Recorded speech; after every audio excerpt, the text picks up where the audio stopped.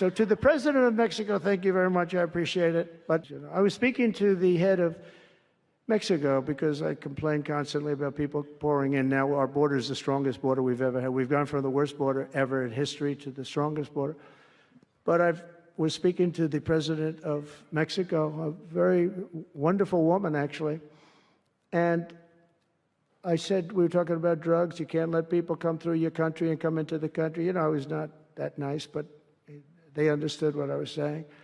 And she said something that really got me. She said, I said, you're not a big drug-taking nation. And she said, no, we are not a consumer. And I said, a consumer, what an interesting word. We're not a consumer nation. We're not a consumer of drugs. I said, what an interesting, and why is that? She said, well, we have very strong family values. I said, but we do too. We do too. We have very strong, our families are devastated by what's happening with fentanyl, and China will not be doing, we're going to make a deal with China. They were not letting that happen anymore. And I had a deal, by the way, before I left. I had a deal with President Xi where they were going to give the maximum penalty to anybody making fentanyl and sending it into the United States.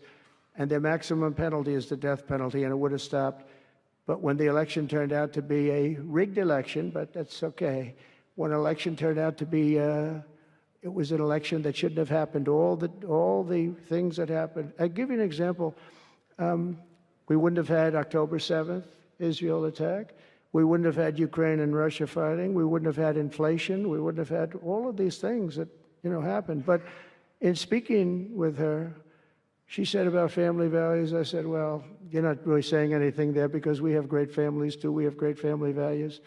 She said, plus we advertise a lot. I said, ooh, you mean you advertise about how bad drugs are? Yes, we do. We spend a lot of money on advertising. And I said, unbelievable. That was such a great conversation because we're going to spend hundreds of millions of dollars advertising how bad drugs are so that kids don't use them, that they chew up your brain, they destroy your teeth, your skin, your everything.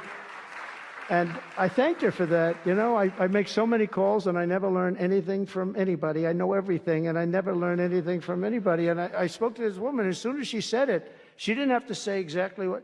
I said, exactly. What a great idea. And I think we're going to have, and I saw pieces of it, we're going to go in with $100 million and then another $100 million initially. But I saw some of the ads and they are really violent. I said, you have to make them strong. Your skin practically comes off after a period of time. You lose your hearing. You lose your teeth. It is terrible. And we show this happening to people. And I think we're going to, we did very well with, we had blue ribbon committees headed up by the First Lady of the United States and a lot of other people that, they have no idea the viciousness of these cartels and these people. And they're smarts. They're very smart, tough people. Making a fortune, by the way, an absolute fortune. But we got it down 18%, which was a record. But 18% is not great when you think about it. I think we could get it down 50 or 55 or maybe even 60% with advertising. So she really gave me something. I was going to call her and tell her that she did, but now I don't have to call her because she's going to be seeing this right now. So to the President of Mexico, thank you very much. I appreciate it. But we're going to do a great advertising campaign saying how bad it is, how drugs are so bad for you.